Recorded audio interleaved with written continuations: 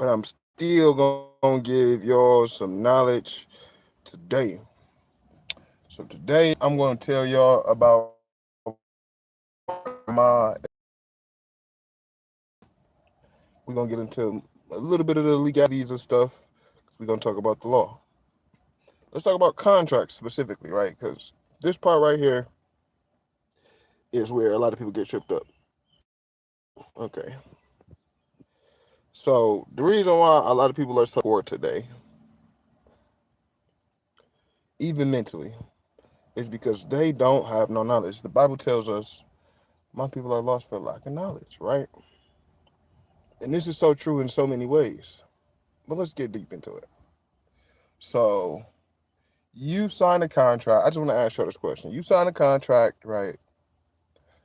For doesn't even matter what you're signing that contract for. Let's just say for this example, it's a loan, $2,000. Cool. So you sign a loan for $2,000. Now my question is this: who is owed money at the end of the deal?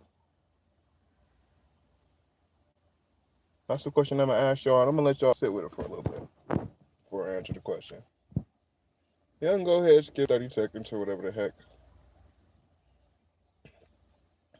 What y'all think about it? Y'all can comment and say what y'all think real quick. And I'm gonna tell you. So both parties are owed money. Hmm. I bet you like, wait a minute. If the bank just gave me a loan or I got a loan for $2,000, how am I owed money if I just got money? Right? Or you might be thinking it's a trick question in the sense of saying, oh, I got the money first. So I was owed money and then now they're owed the money. No, no, no, no, no. Let's talk about how this would truthfully really work. So let's say if you get a loan from a bank, right? That bank has to report that money to the government, right? Who initially gave them the right to print the money so that they can say they can give you the loan because the banks have to print the money. Oh, oh, the banks have to print the money. Yeah. In order for them to have permission to print the money, guess what has to happen? They have to get permission from the government. Oh, so what they do is they'll take your application for your loan and they'll give it to the government. Why? Because the government will give them money to keep doing what they're doing. How do we know this is true? What you're saying? Which laws should I look up? Let's we can keep this real simple. This is something everybody already knows. When the stock market crashed back in during World War II, so it was like the 1940s, 1950s era. 1933, we left the gold standard, so we know our assets aren't based off of money. I mean, off of gold. You know what I'm saying? And then we also know that the government is going back whatever the banks say because that's what their role as banks to do in order to keep our economy moving. That's how we got into this fiat money situation, right? Okay, I ain't gonna get into the deeps. Everybody like getting into the deeps of it. We don't got to get too deep today. We just gonna let the questions build up, and then we'll get into those. Okay. So what we know right now, based off of the stuff that we're, you can look this shit up if I'm lying, I'm dying. You know what I'm saying? Whatever. Frying dying, whatever the heck. If I'm lying, I'm dying. They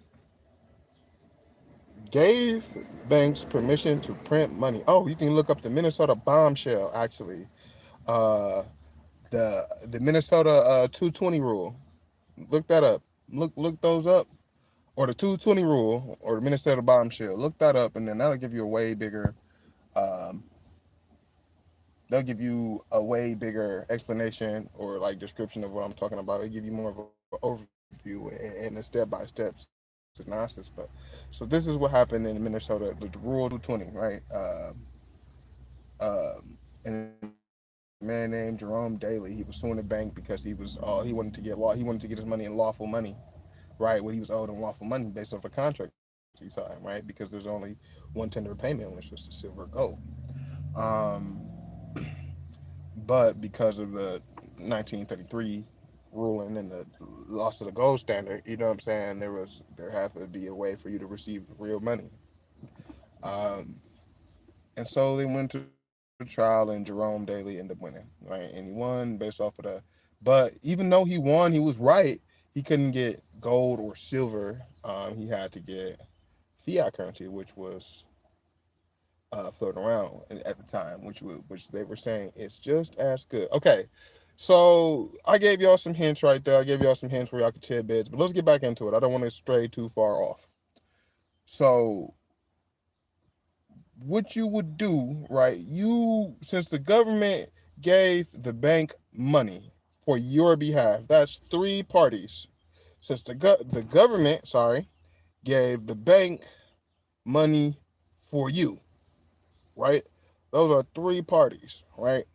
The government benefits because they get to sell the fact that the bank is doing business with you on the stock market or the public market or the secondary market, whatever you want to call it. You know what I'm saying?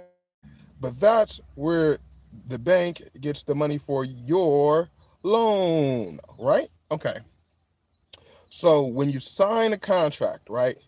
This you're supposed to know that you and the bank are doing business with the government. Oh, taxes. You knew that. You knew that though. Taxes, right? Taxes, but it's also where they get the permission to print the money because banks can't give you money on their own stock or stopple, their own assets. They can't do that. So they had to go to the government.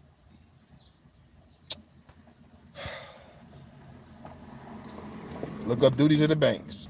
If y'all really want to know. I'm not going to spill it on here. We are in an era where you need to go do your own research. But I'll give it to you, but you need to go do it yourself. Okay. So when you point of making this video is because people just don't seem to understand how contracts work. So we're always going to stay stuck as a whole society because we, as a whole society, don't know. You don't really got to go to business school, but you do have to have a basic ability to comprehend whatever you read.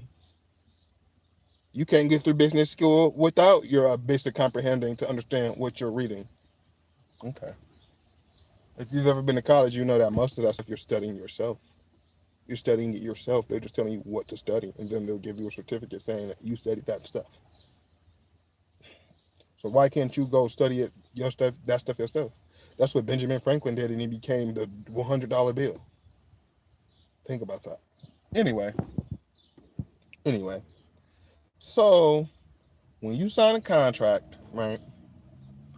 Both you and the bank are supposed to get money. The bank is supposed to say, hey, we did this transaction, this paper transaction that we're keeping note of. Why? So that we can let the government know that this is how much we are owed back. Both me and the person with the applicant. Both the bank and the applicant. And then y'all split the money. It's supposed to be the 80-20 rule. They're supposed to get 20%, you're supposed to get 80.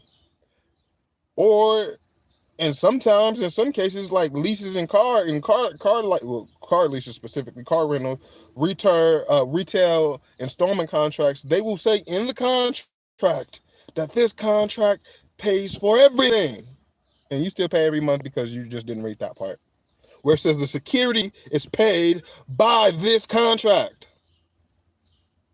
I couldn't believe it's already myself in my own contract. I heard it, I believed it, and then I went to go see, and it truly said that. Read your contracts, people. Read your contracts. With that being said, I want to see if let me give me a second. I want to consider if there's anything else I really need to tell y'all because it's crazy how simple this shit is. But you won't read. You say it's boring. Good that it's boring to you because that's how this world works, by reading.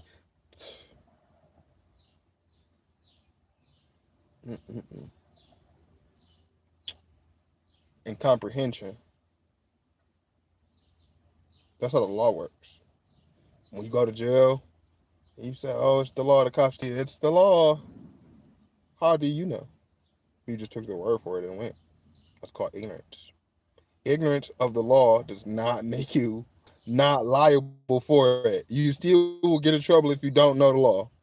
They told you that to arrest your ass, to lock you up, and you have no problem going to jail. Hey, that's the part you just forget. That's why they can lock you up. Because ignorance of the law does not make you not liable for it. That's the same thing with the Bible. Ignorance of the Bible doesn't make you not liable. As above, so below. With that being said, I'm going to charge you all to have a great day.